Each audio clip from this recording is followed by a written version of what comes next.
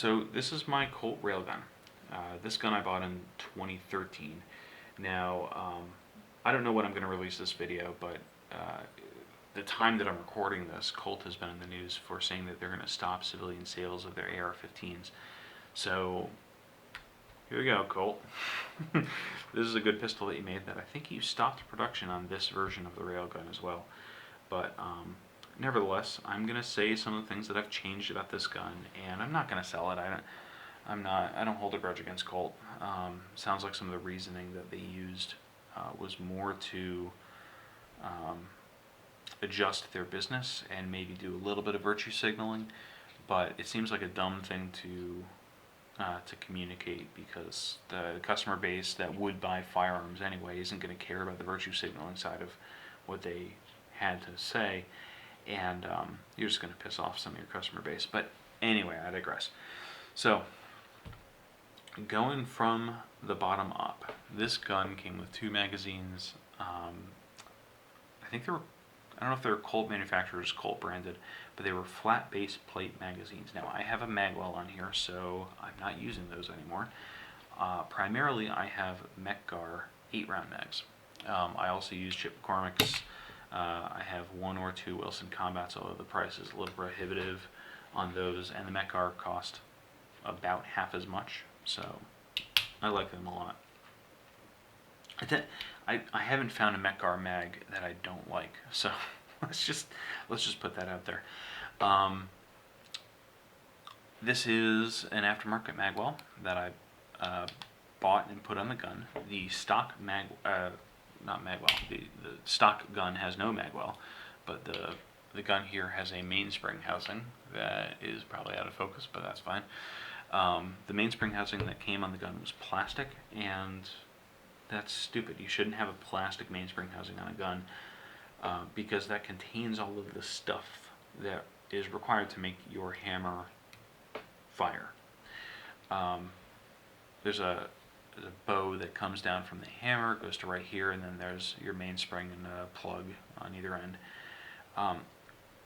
But also, the plastic one did not have good grip on here, so this is a 25 lines per inch checkering mainspring housing along with the magwell is nice, so I'm not going to rack the slide on here, but you can see it fits in. I didn't even smash it in, so there. But it fits in, it guides it in nicely. You can be way off to the side, and it still is able to get in. I'm not smashing it in because I'm under the camera. I'm trying to make sure it's still in view. But it gives a good solid feeling on there. On top of that, I find a lot more benefit comes from the grip on the front and the back of the gun than on the sides. We'll get to the panels later. But the back of the gun, that 25 lines per inch checkering is very nice, and particularly it feels like a file. It's good on there. The front of the gun is some skateboard tape. I bought this off, a big roll of this off Amazon, like enough to cover a skateboard. And I cut this up and put it on. It was like $10 or something ridiculous, so totally worth it. I've got enough for like 20 more guns. Trick with this, make sure you go under your grip panels on either end and then cut it with a razor blade or something just to length. As far as grip panels, these are the VZ grips, I think the Operator 2s. They have a cutout. There, they have a cutout for the magazine release. These are also VZ screws on here, but these are I think Torx head screws. They're like a rounded Torx head. They're a little weird. If I were to do this again, I would just put standard flat blade screws on here. These don't really work that great because you have to have the right Torx head thing in order to take them off. When I first got this gun and I had the standard screws, and then I shot the gun a little bit, and then I swapped out the new grips and got the new screws at the same time. I used some blue Loctite on the screws, and it did not hold. The grips kept coming off. The standard grips are rosewood, and I've got a picture of that I can throw in of the gun when I first got the grips on it. But then when I put these on, the grip panels are so hard that when you're tightening down the screw, it doesn't actually compress the panel at all. It's just loose, loose, loose, loose, and then it stops.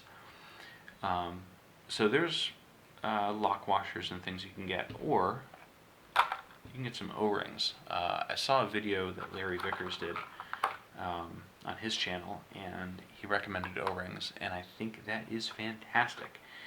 So this is a box of 10 rings, and I bought a box that's like the size of this gun that have these little packages in them. Danco.com.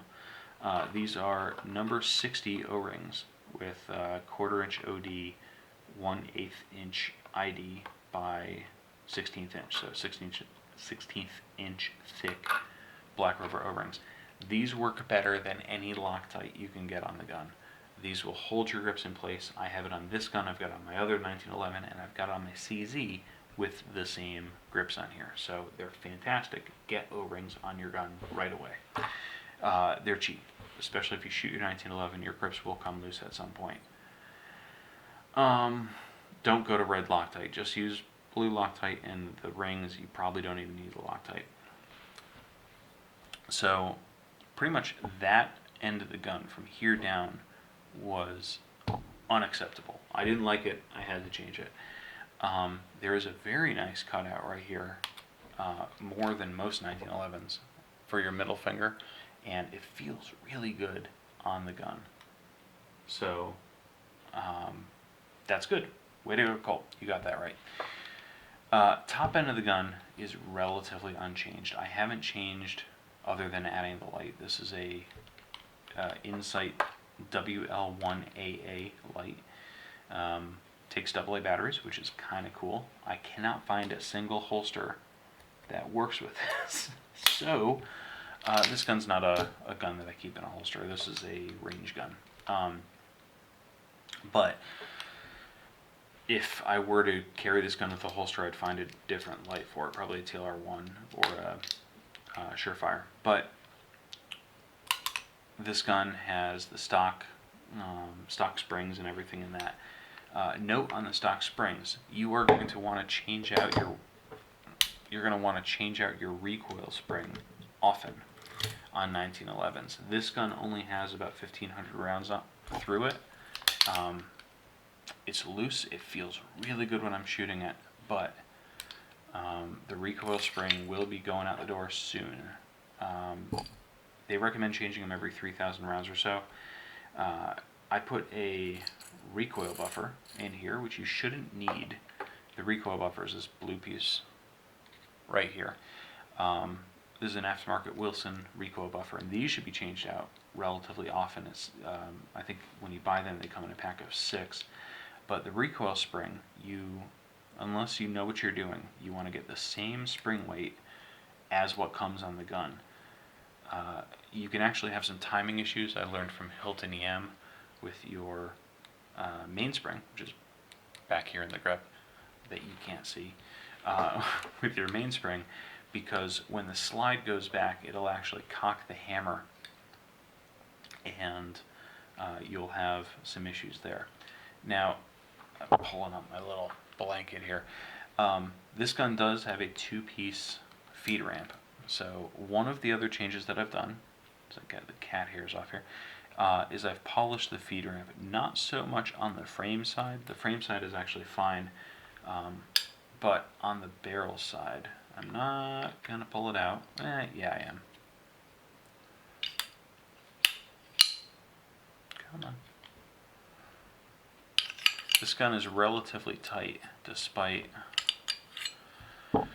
It was really tight when I bought it. Anyway, so the feed ramp and the barrel fits up like that. So the round will come up the frame side of the feed ramp and then kind of hop off of the frame and go into the barrel. The barrel is really smooth. I actually flitzed this quite a bit and flitzed the inside of the top of the chamber. And the reason for that, I didn't want to do too much because I don't want too loose of a chamber on there.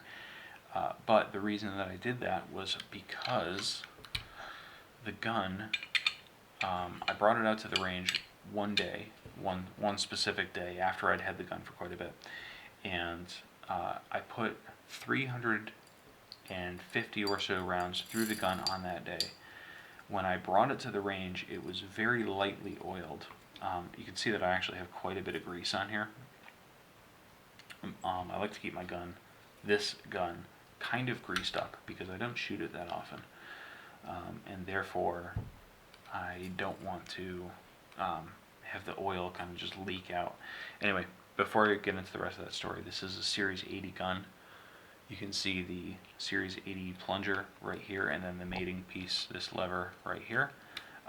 The trigger is not bad on it, but I just wanted to point that out while I had the gun apart. But anyway, I brought it to the range, 350 rounds into my session. I was going to shoot about 400 rounds. I started having issues often, like 2 or 3 feeding issues every magazine. And what was actually going on was the bullets would be coming off the feed ramp and getting jammed, not so much on the front end of the feed ramp, but on the top of the barrel hood. So the remedy for that, the short-term remedy, was your gun is slightly out of battery. You pop it back in battery, and the round chambers fire. You're good to go. Longer term, though, I polished out the inside of that feed ramp, polished the barrel side of that feed ramp. I didn't want to do too much to the frame because it's easier to change a barrel than change the frame. And I polished out the top of the barrel hood, and I have had 0 feeding issues since. I've had no issues with the extractor, although I do have a replacement one for that just in case I start having issues.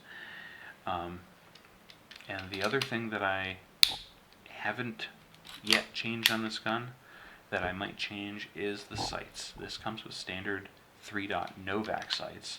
A lot of other guns in the same price point, the $1,200 range, come with with night sights. This is just 3-dot white sights.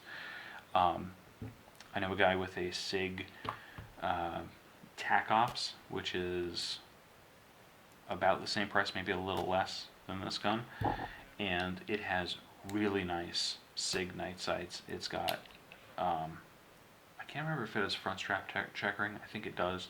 It's got the same cutout. It's got a metal mainspring housing. It's got a magwell. It's got all the features that I've added to this gun, and it's got grips that I wouldn't bother changing. And all of these things that I've added are probably another $200 or so worth of stuff. And yeah, so it's good. Anyway, if you've got a 1911 that you want to pick up, the Colt, in my opinion, is a good option. I like it quite a bit, and despite their political stuff, it's still pretty good. Anyway, see you guys. Safe shooting.